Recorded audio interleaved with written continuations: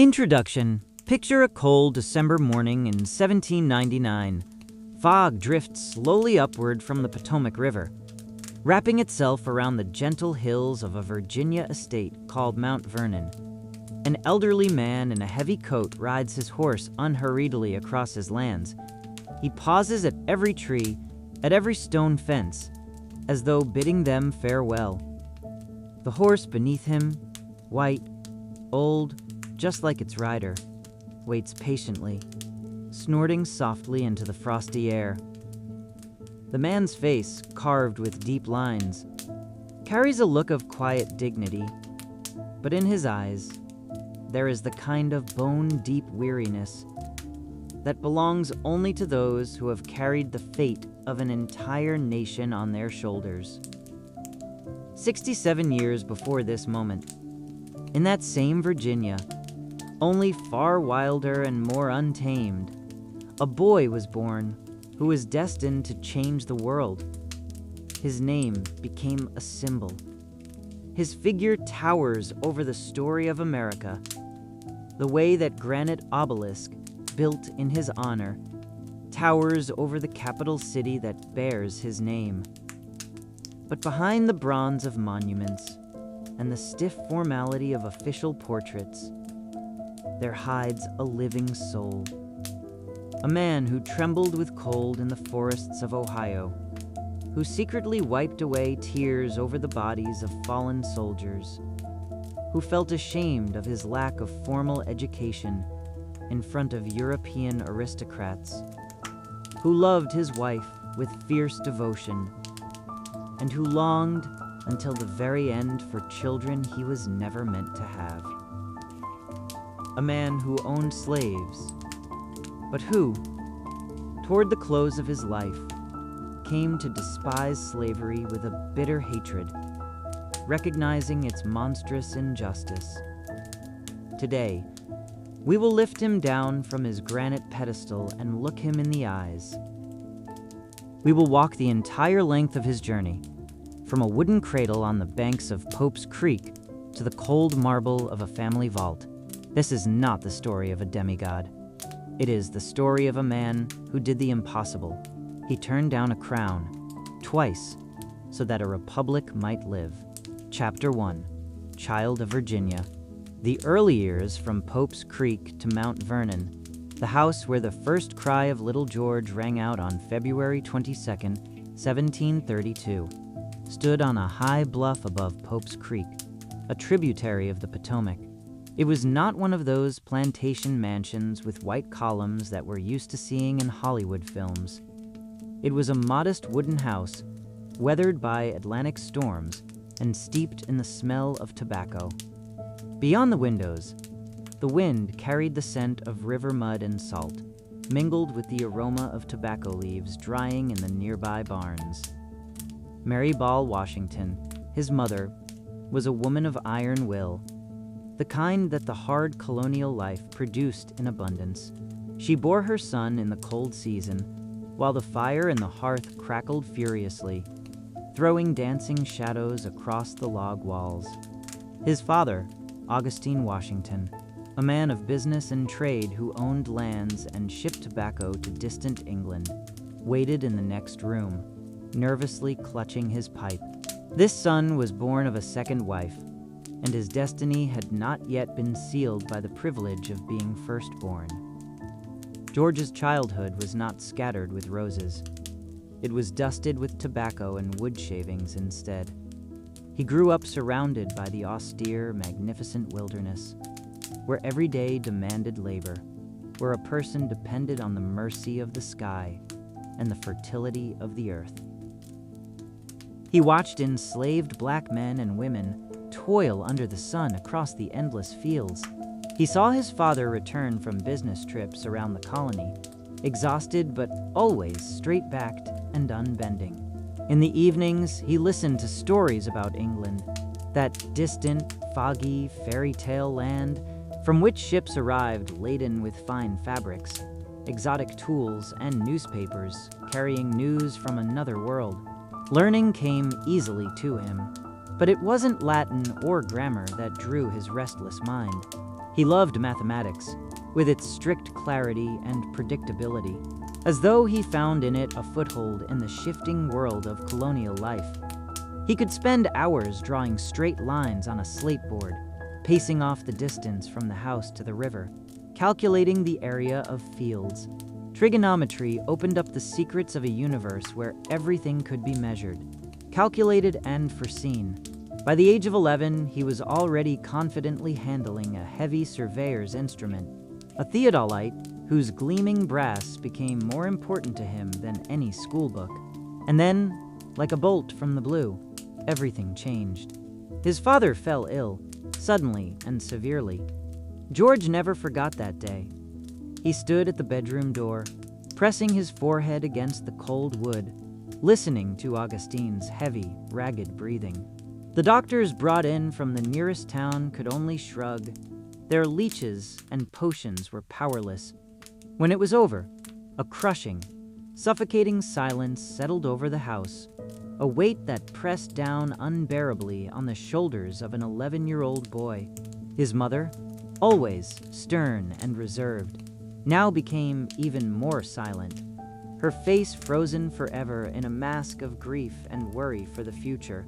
Unlike his older half-brothers, who had been sent off to receive their education in England, George inherited neither wealth nor European polish.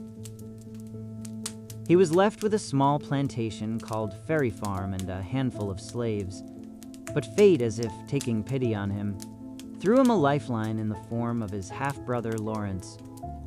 Lawrence became everything to George: father, brother, mentor, an unreachable ideal. He had served in the British Navy, fought in naval battles, seen Jamaica and London. He was married into the powerful Fairfax family. When Lawrence invited the orphaned teenager to his estate, Mount Vernon, it was like a second birth for George. Mount Vernon stood on a high, steep bluff above the Potomac. From its wide veranda, a breathtaking view opened out across the mighty river, where ships under sail drifted by like toys. Here, drinking in every word his older brother spoke, George learned the manners of a gentleman. Here, for the first time, he overheard conversations about high politics, about the honor of an officer, about the fortunes of war. Lawrence instilled in him an iron discipline. Every object must be in its proper place. Every day must follow a strict routine. Every action must have its consequences. In that orderliness, the young George found both peace and purpose. At 16, Lawrence and their powerful neighbor, Lord Thomas Fairfax, arranged the young man's first serious test.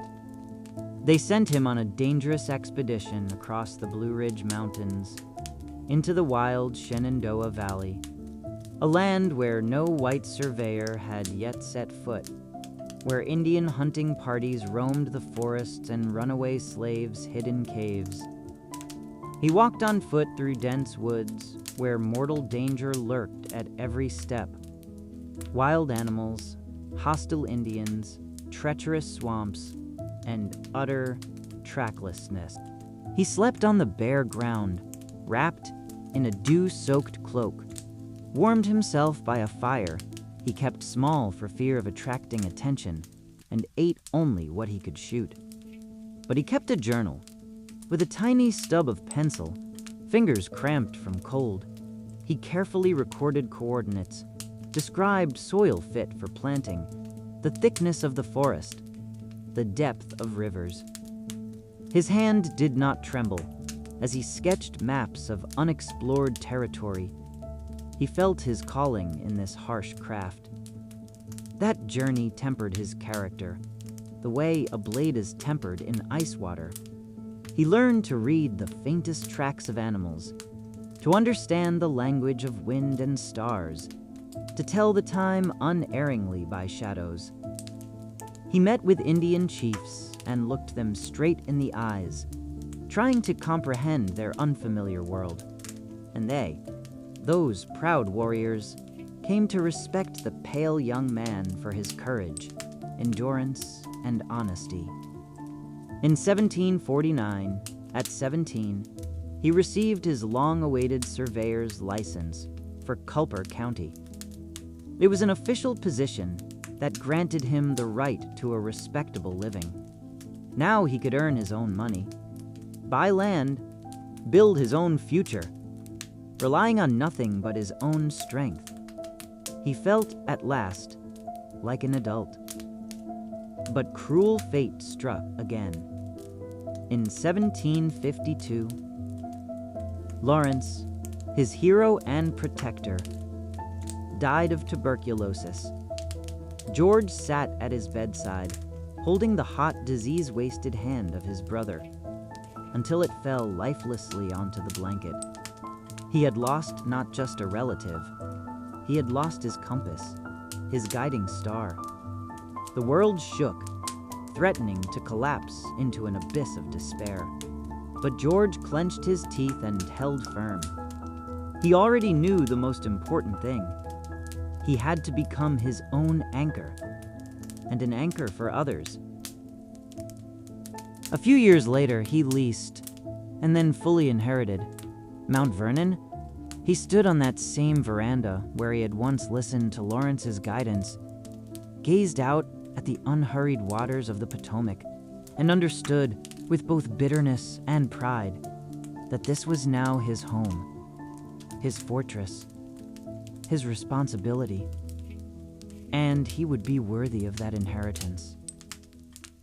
Chapter 2: The Way of the Warrior. The French and Indian War and the First Trials. War, as it so often does, arrived not with the thunder of cannons and the smell of gunpowder, but with the quiet rustle of official papers and the sharp tang of printer's ink. In 1753, the young militia major George Washington received secret orders from the governor of Virginia.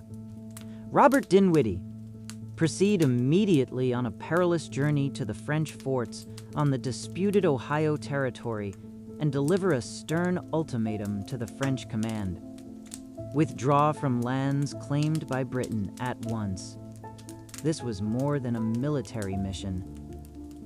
It was a test of endurance, of diplomatic skill, of the ability to survive in extreme conditions. For a 21-year-old, ambitious officer, it was a chance to make his name. In November, when the first snows had already dusted the ground, Washington's small party set out. With him rode an experienced guide named Christopher Gist, 4 hardened frontiersmen, and an influential chief of the Mingo Indians known as Tenacharasan, whom the white settlers called the Half-King because of his authority. They forded frozen rivers, breaking through ice into water that seared the skin. They pushed through snow-choked deadfalls. The nights were so bitterly cold that they had to sleep in shifts, so the campfire would not die and the sentry would not freeze to death. Chief Tenacharasan, an old and wise warrior, watched the young officer closely. He saw how Washington endured the hardships of the trail in grim silence, how confidently he sat his horse, how he treated Indian customs with respect and without a trace of arrogance. One evening, sitting by the fire, the chief looked straight into Washington's soul and said, "You are young, but in your chest beats the heart of an old warrior. The French are liars. Their tongues are sweet, but their words are empty. They promise one thing and do another. But you are not like them. I will go with you to the end." In December, exhausted but unbroken, they reached the French fort of Le Boeuf. The French commander, Jacques Legardeur de Saint-Pierre, received Washington with elaborate courtesy and even invited him to a lavish candlelit dinner.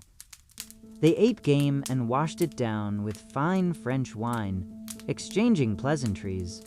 But when Washington, fulfilling his duty, presented the ultimatum, the Frenchman merely gave him a condescending smile. "I have clear orders from my king, young man. I am not leaving. Tell your governor that these lands belong to France by right of discovery and settlement." On the return journey, luck seemed to abandon the party entirely. During a crossing of the turbulent Allegheny River, their makeshift raft capsized. The icy water seared Washington's body, instantly paralyzing his lungs and cutting off his breath. Thrashing in the freezing torrent, he managed to grab hold of a log and, with the last of his strength, barely conscious, dragged himself to shore. That night, soaked and chilled to the marrow, he nearly died, but his young body held out. He always survived, as though fate itself were saving him for something greater. When he returned, he presented the governor with a detailed report. His journal from this perilous expedition was published in the Virginia newspapers and caused a sensation. All of Virginia now knew the name of the young hero. The following year, in 1754, now holding the rank of lieutenant colonel, he led a force of 160 soldiers to drive the French off the disputed territory by force. On May 28, 1754, he received his baptism of fire. At dawn, while thick fog still clung to the ground, his men and Tanacharison's warriors silently encircled a French camp. A short, vicious firefight lasted no more than 15 minutes. The French commander, a young officer named Jumonville, fell dead, struck by a bullet. 10 of his soldiers shared his fate. The rest scattered. Washington stood over the body of the slain officer, still gripping a smoking pistol. He felt a strange mixture of triumphant excitement and soul-chilling horror. It was his first blood.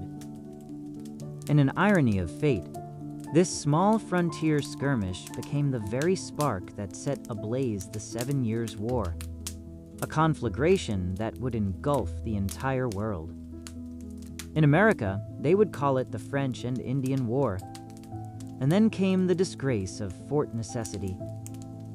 Washington, pursued by a superior French force, hastily threw up a pitiful wooden fortification that he named, with bitter irony, the Fort of Necessity. The name proved prophetic. On July 3, the French attacked. They methodically raked the fort with fire from behind the trees, their bullets cutting down the defenders. Unrelenting rain soaked the gunpowder, rendering the muskets useless. Food ran out on the second day. The men ate dead horses. After 8 hours of siege, seeing further resistance was pointless. Washington was forced to accept a humiliating surrender. He signed the document the French offered him, not knowing French. It was later discovered that he had unwittingly admitted guilt for the assassination of Jumonville. The disgrace was staggering. The French released the remains of his force, but his reputation was trampled. He resigned his commission, shut himself away at Mount Vernon, and for weeks silently gnawed at himself, reliving the humiliation. But the year 1755 gave him a chance at redemption. General Edward Braddock, a haughty British aristocrat, arrived with a regular army to capture the French Fort Duquesne. He needed a guide who knew the terrain and Indian customs. Washington, burning to restore his honor, agreed to serve as a volunteer, without pay, without rank, simply as a man risking his life for his homeland. On July 9th, Braddock's column, stretched out for miles, plunged into the dense forest along the Monongahela River, and then true hell broke loose. Indians and Frenchmen, hiding behind every tree, opened a murderous fire into the packed mass of redcoats. The British, untrained for forest warfare, died by the hundreds without ever seeing the enemy. General Braddock was mortally wounded. Officers fell one after another. Washington found himself in the thick of the slaughter, under a hail of bullets. One horse was shot from under him. He leaped instantly onto another, and that one was killed too. 4 bullets tore through his coat. One clipped his hat. He heard the sinister whistle of rounds passing inches from his ear. He watched his comrades drop dead around him, yet he himself, as though under some enchantment, remained unharmed. Without losing his composure, he managed to rally the remnants of the shattered army and organize an orderly retreat, evacuating the wounded under unceasing fire. After that battle, people spoke of him as the hero of the Monongahela, the legend of his incredible invulnerability, of divine providence guarding him for some great mission, spread across every colony. In the years that followed, he commanded the entire Virginia militia, defending the western frontier against Indian raids provoked by the French. He built forts, hunted down and harshly punished deserters, and fought in bloody skirmishes. He saw the underside of war, scalped settlers, farms burned to the ground, the hysterical screams of orphaned children. The experience hardened him, but it also taught him much. He learned to command thousands of men, to bear responsibility for their lives, to punish when necessary, and to forgive when possible. But the most important lesson he took from that war was a bitter realization. The British looked upon the colonists as second-class people. They refused them proper officers' commissions. They sneered at their military experience. They used them as cannon fodder in their imperial games. In 5058, after the successful capture of Fort Duquesne, where he performed feats of extraordinary bravery, he left military service for good, disillusioned with the empire. He returned to Mount Vernon, weary, disillusioned, but carrying priceless wisdom. The war had forged his character the way a blacksmith forges a Damascus blade. He now knew the true price of life and the true price of death. He knew what it meant to give orders and what it meant to submit to injustice. He was inwardly prepared for the next, and most important, chapter of his life. Chapter 3: Planter and Rebellious Family, Business, and Political Awakening. On January 6, 1759, George Washington, in his 27th year, put on his finest dress coat, carefully combed his reddish hair, already showing the first touches of gray at the temples, and stood before the altar of St. Peter's Church in New Kent County. Beside him, glowing with a quiet beauty, stood Martha Dandridge Custis, a petite, pleasantly full-figured woman with remarkably gentle, radiant eyes and a calm, reassuring smile. She was a widow, and that lent her a particular air of maturity and dignity. She had 2 small children, and she had an enormous fortune. Lands, slaves, capital, all inherited from her first husband.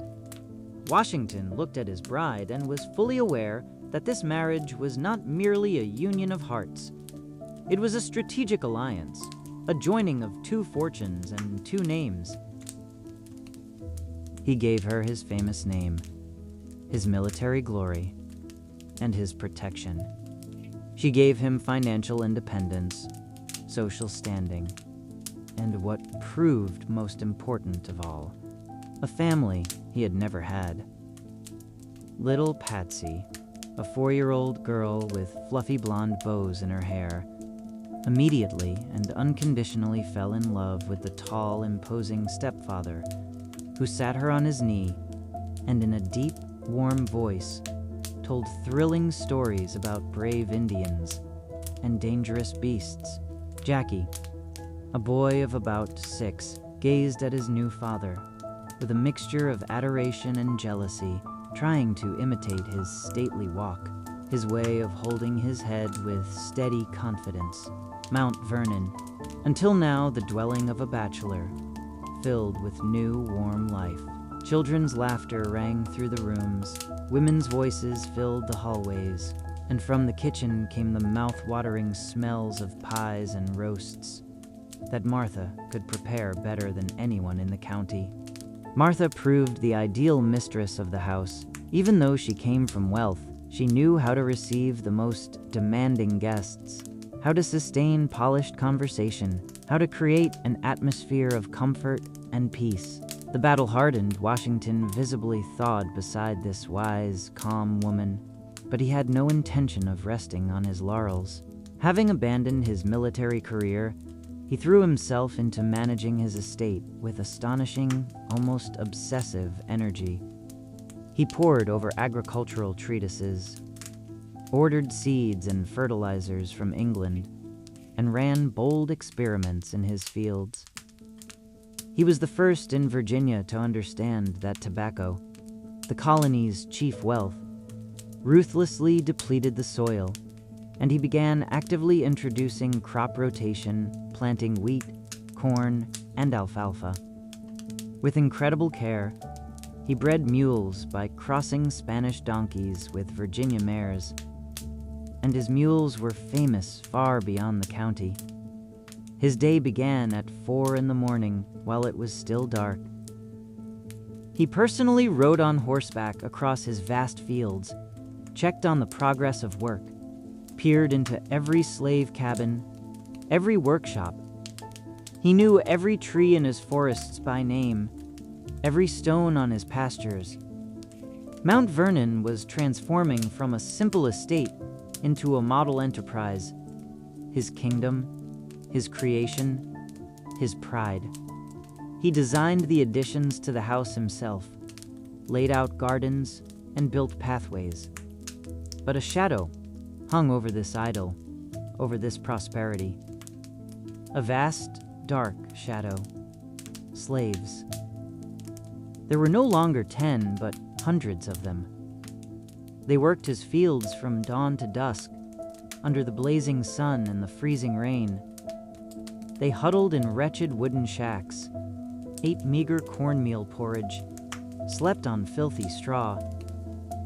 When one of them, unable to bear it any longer, ran away, Washington did not hesitate to send slave catchers with dogs after him, and the captured fugitive was cruelly lashed so that others would not dare try the same.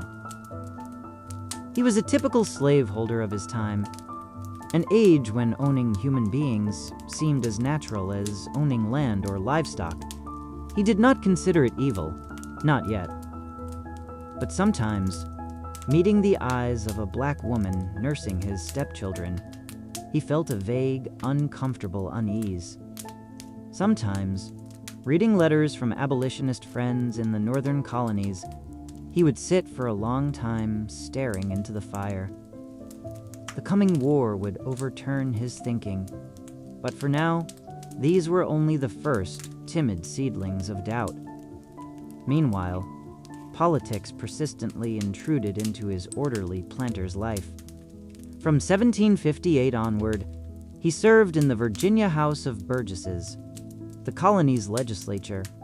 He regularly traveled to the colonial capital, Williamsburg, where he listened to heated debates and met young, passionate politicians: Thomas Jefferson, the fiery Patrick Henry, the cautious Richard Henry Lee. They spoke of liberty, of the rights of man, of the tyranny of a distant parliament. Washington listened in silence, absorbing every word and remembered. When Britain, trying to cover its war debts, began imposing one new tax after another on the colonies, on sugar, on stamps, on tea, a deep, quiet anger took hold of him. He watched the mother country tighten around the colonies like a noose, strangling their economy, while king and parliament treated them as milk cows with no right to vote. He wrote dignified letters to his friends and business partners in England, trying to explain the injustice of such policies, but his letters went unanswered. or received only arrogant dismissals. He took it especially hard when the Royal Proclamation of 1763 forbade colonists from settling on the newly conquered lands west of the Appalachians. He had shed blood for those lands. He had risked his life in the forests of Ohio to open them for his countrymen. And now the king, with one stroke of his pen, gave them to the Indians just to avoid new wars. It was a personal insult he would never forget.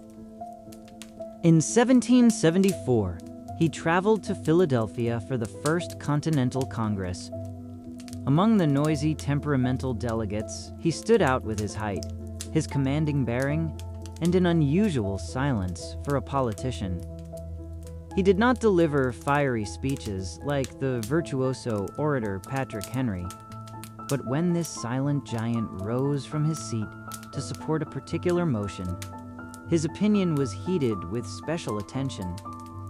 His combat experience, his spotless reputation, his calm, steady strength, all of it worked in his favor, creating the image of a man who could be relied upon in the hour of trial.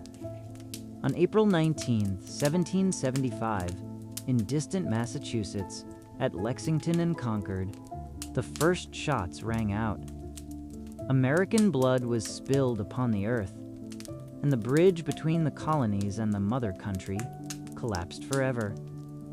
Washington arrived at the Second Continental Congress, not in civilian clothes, but wearing his old yet meticulously cleaned military uniform of a Virginia militia colonel. He gave no speeches. He simply sat, straight as an arrow, and his entire presence said one thing: "I am ready."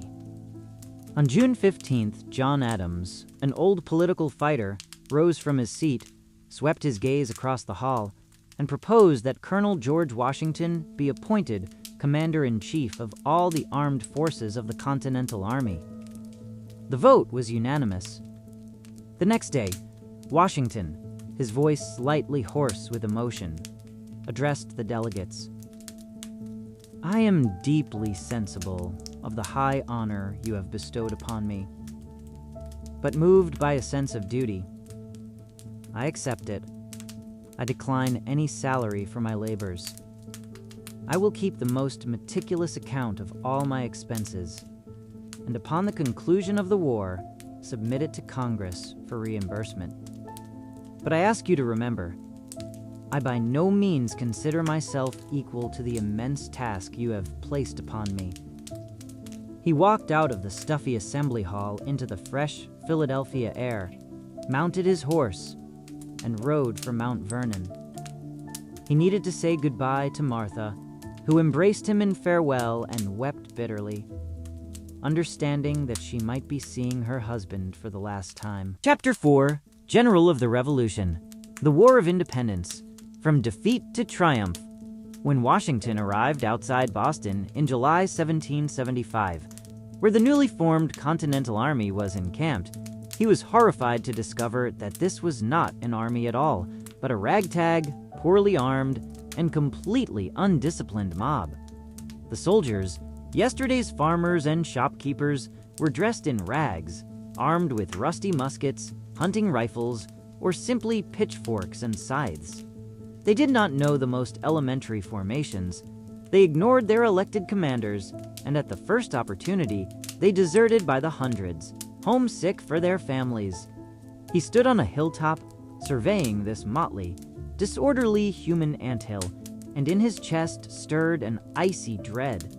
How could this rabble defeat the finest, most professional army in the world, the British? How could he forge iron battalions from this human raw material capable of standing against regular infantry? But gritting his teeth, he set to work on the seemingly impossible task. From morning to night, he drilled the militiamen, imposed the harshest discipline, personally punished offenders.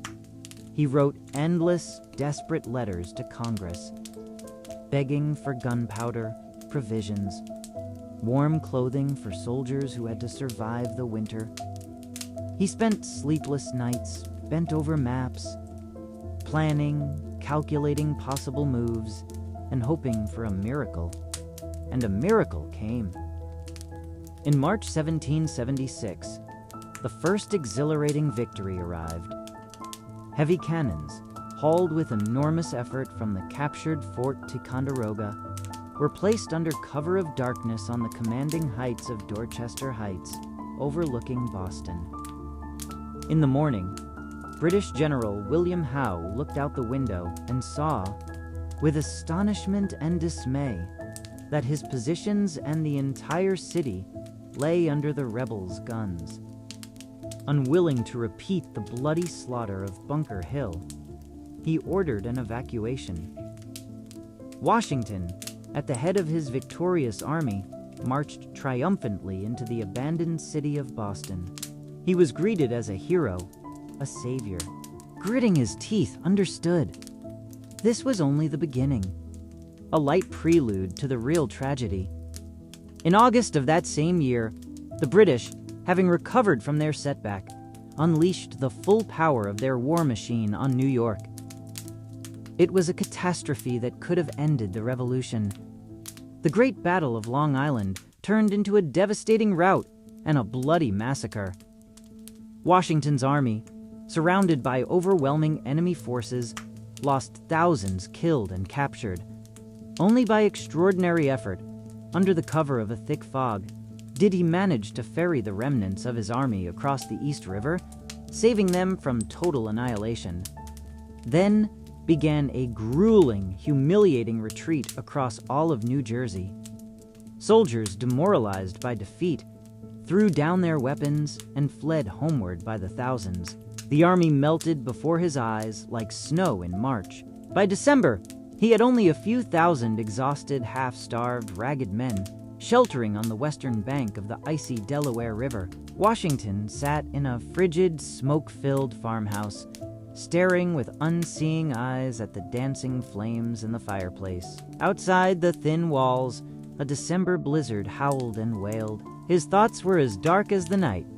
He thought of the disgraceful defeat, of the gallows that awaited him and his comrades if the British won a final victory. He thought of Martha, of beloved Mount Vernon, of everything he might have lost forever. And in that moment of despair, on the very edge of total collapse, he made the decision that saved the revolution. A mad, desperate, brilliant decision, genius in its simplicity. On Christmas night, from December 25th to 26, 1776, when the Delaware River seethed with ice shards as sharp as knives, and the freezing wind seemed to tear the skin from their faces, he led his dying army back across the water. They rowed with whatever they could find, shoving ice floes aside with poles, cursing everything under the sun. But they rowed and rowed. Washington, wrapped in his cloak, stood in the lead boat, tall and unbending as a rock, gripping in his hand the staff of a flag whose fabric had frozen solid.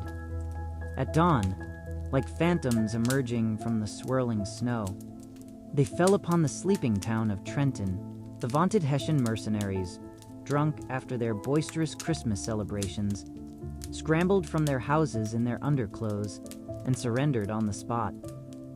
Washington captured more than 900 men without losing virtually a single soldier of his own.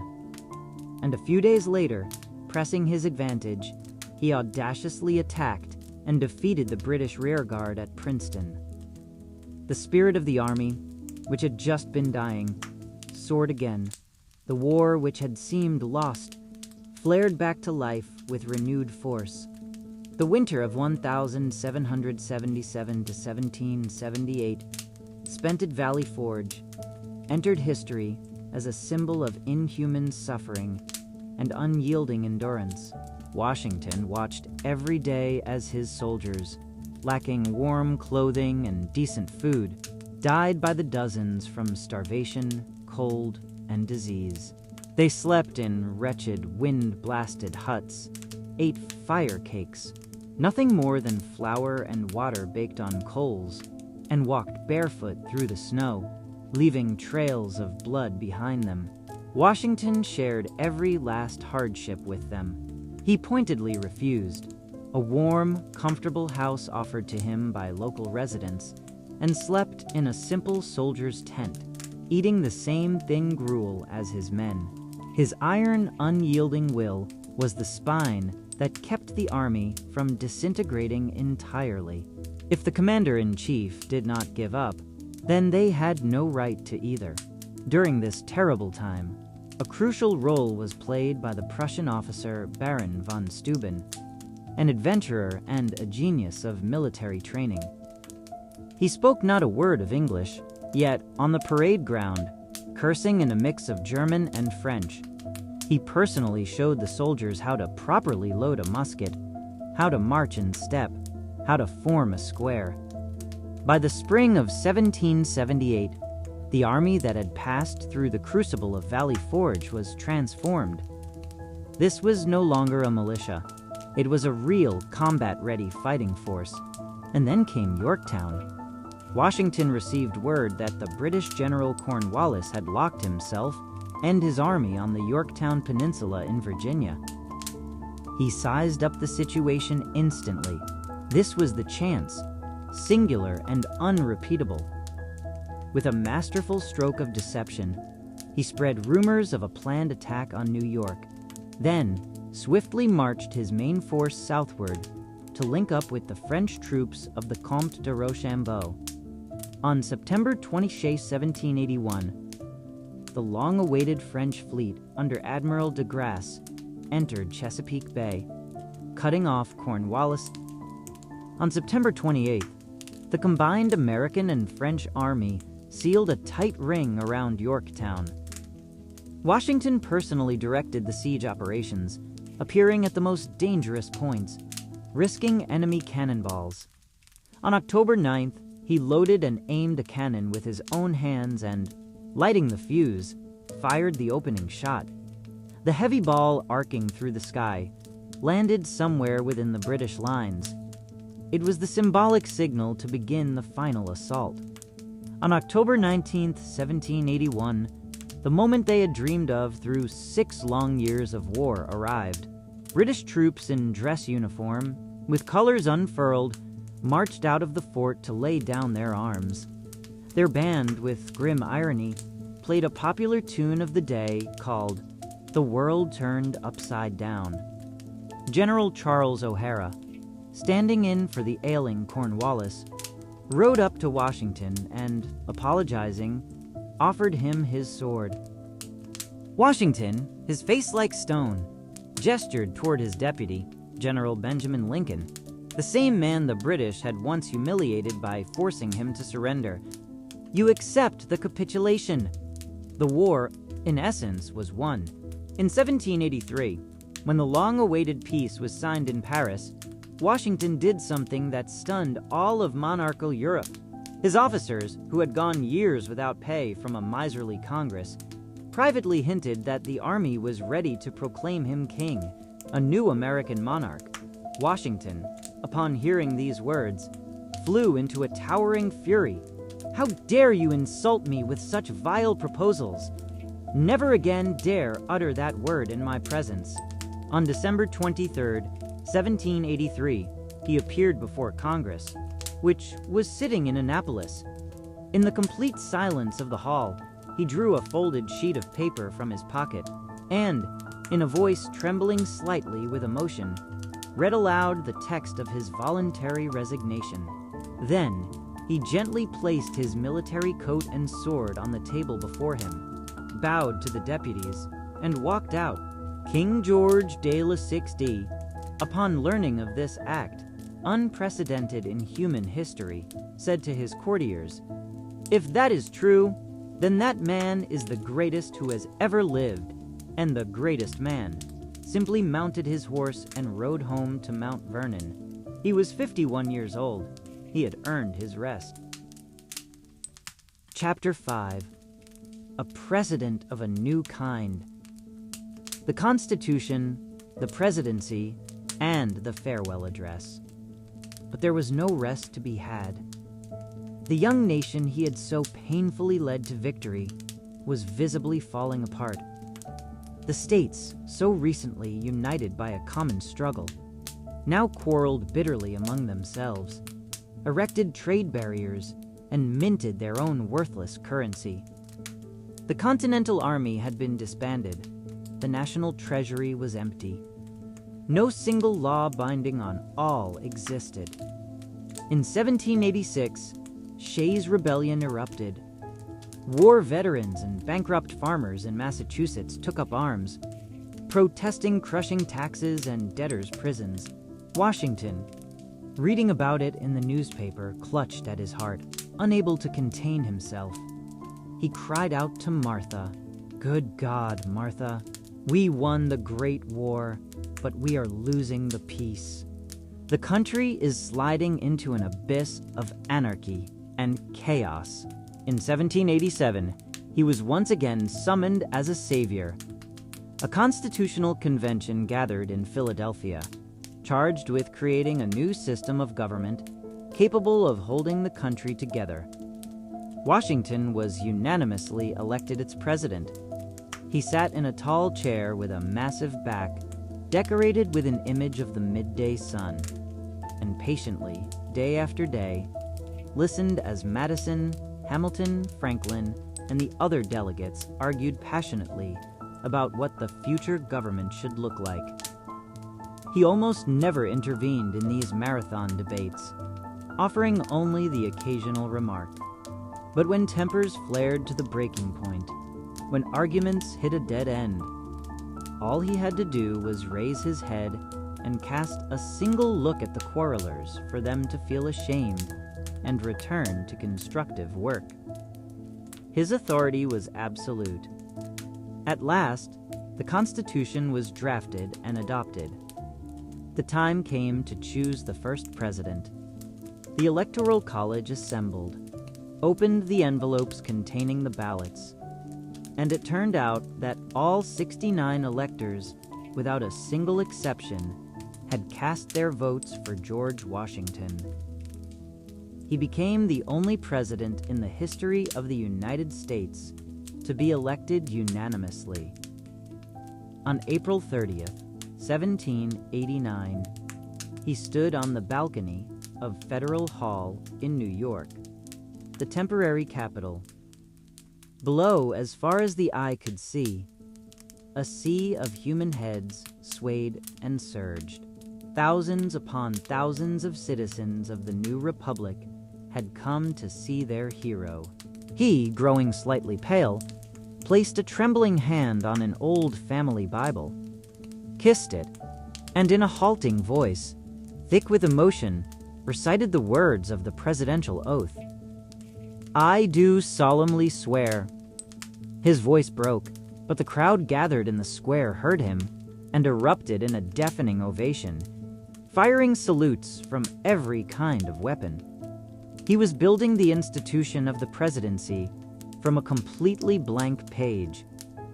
No one, including himself, knew how to address him. Vice President John Adams proposed grand European-style titles. His Majesty, His Highness, Protector of Liberty. Washington firmly rejected all this monarchical pageantry.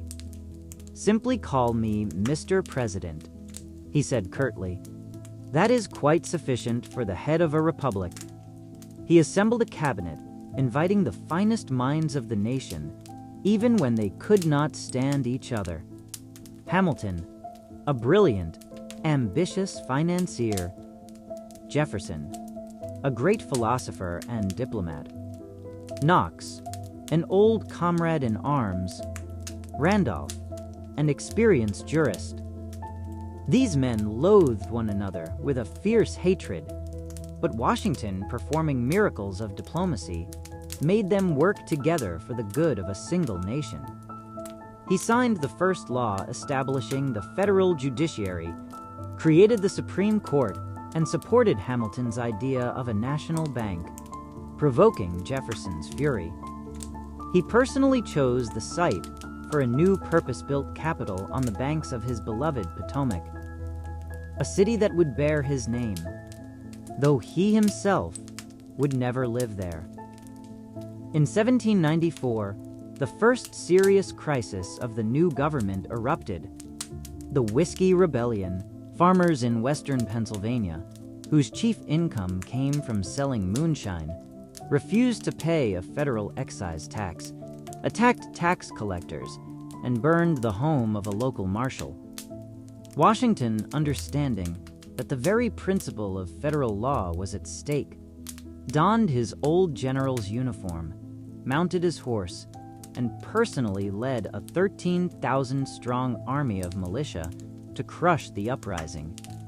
He rode at the head of the long column, ramrod straight, his face unreadable. He was showing every doubter in the most visible way possible.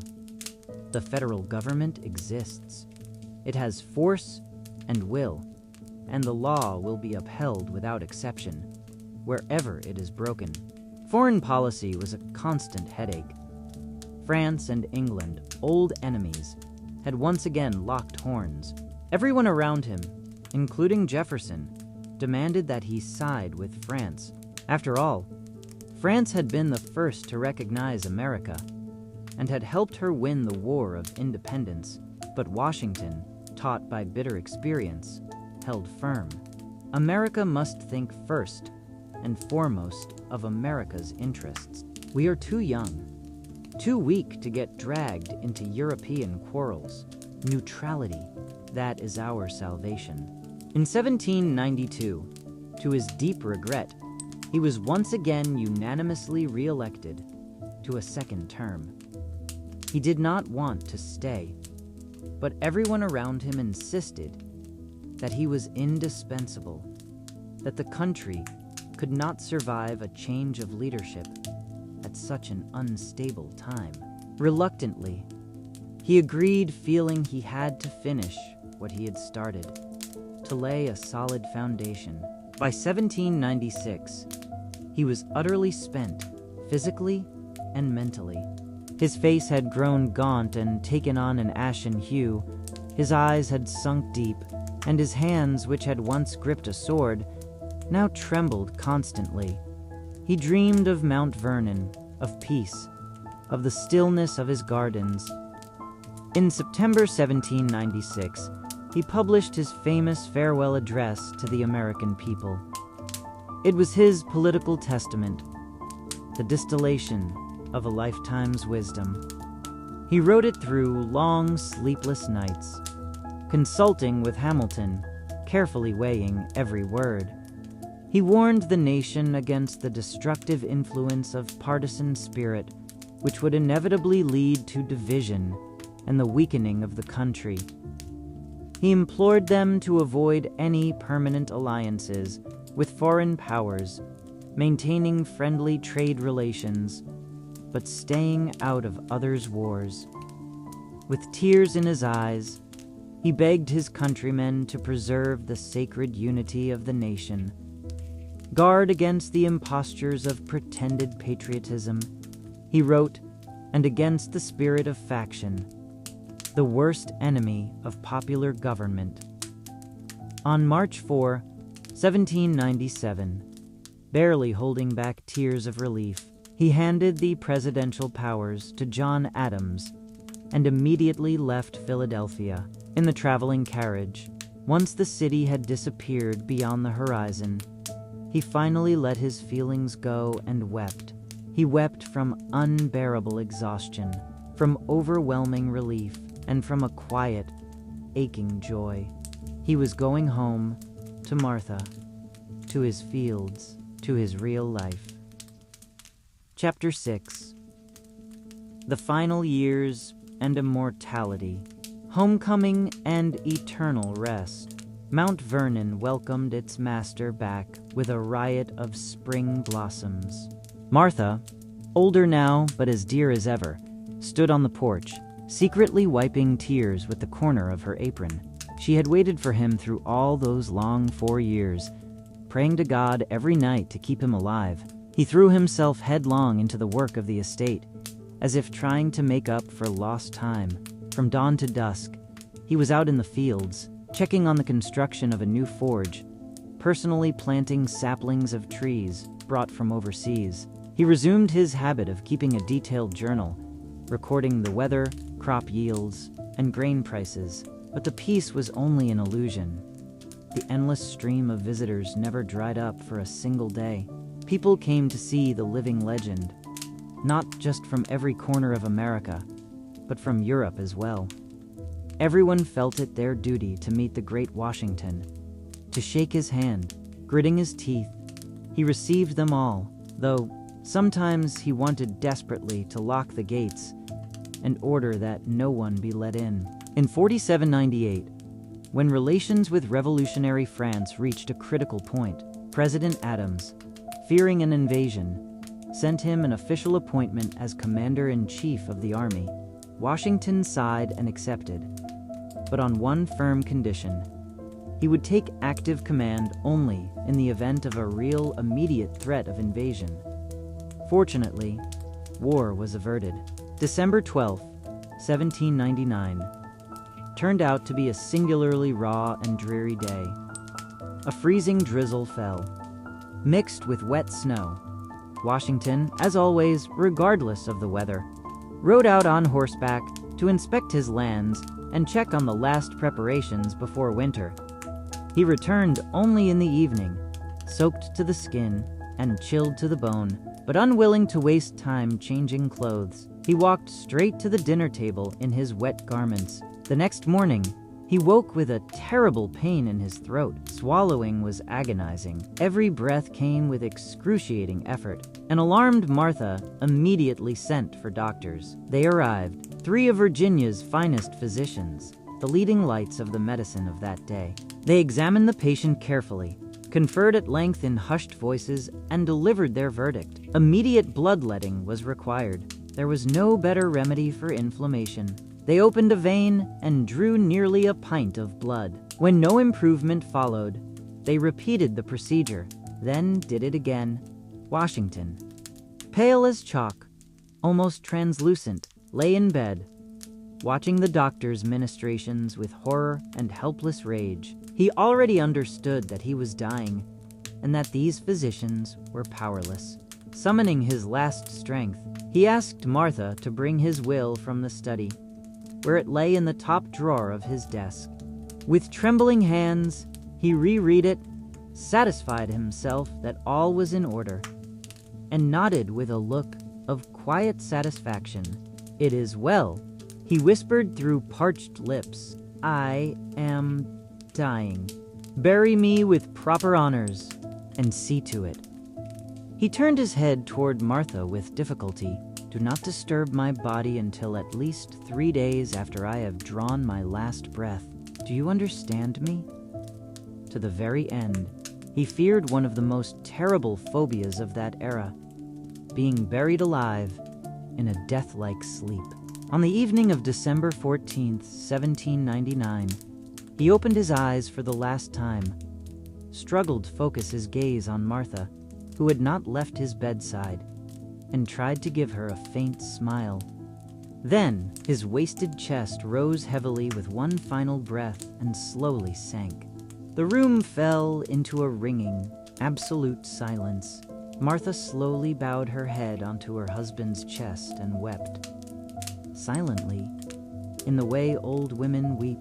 On December 18th, a grim, cold day, his body in a plain but sturdy coffin was lowered into the family vault at Mount Vernon. The coffin was carried on the shoulders of his old comrades in arms, generals who had marched with him through the entire war. Over the frozen Potomac, a mournful artillery salute thundered. In Congress, one of his closest friends, Henry Lee, spoke the words that have become immortal, defining Washington's place in the life of the nation. He was first in war, first in peace, and first in the hearts of his countrymen.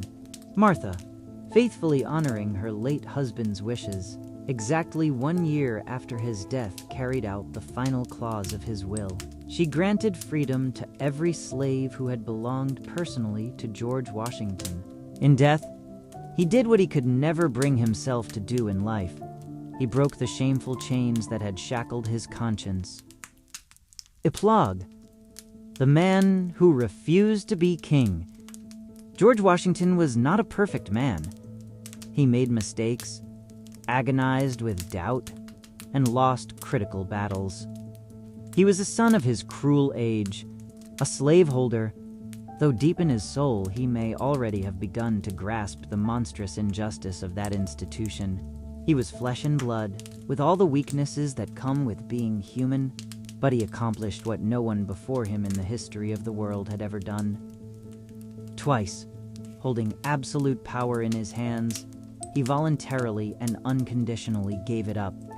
He was offered a crown, asked to become dictator, emperor of a new nation, and he rejected those offers with indignation. He set an invaluable precedent, proving to the entire world that in this new world there was no place, and never would be, for monarchs. His true immortal legacy is not conquered territories or victorious battles. It is the very idea of a republic, the idea of government by the people, which having passed through the crucible of trial, survived and flourishes to this day. Today, his stern, majestic profile gazes out at us from every $1 bill. His glorious name is borne by the nation's capital, one of its largest states, and hundreds of cities, streets, and squares. But the finest, most enduring monument to him is the United States of America itself, which he, more than any other person, helped to create, and that democracy for which he fought with everything he had. When news of his death swept across the country, one of his contemporaries, a man who had known him personally, said he was the greatest of us because he was the humblest. He never placed himself above others, though he had long since outgrown them all. The story of George Washington is an inspiring story of how an ordinary man of flesh and blood, with all his doubts and failings, managed to become the living embodiment of an entire people's brightest hopes. And today, gazing into his portrait, we see not simply a president in an official painting, not simply a general in a dress uniform.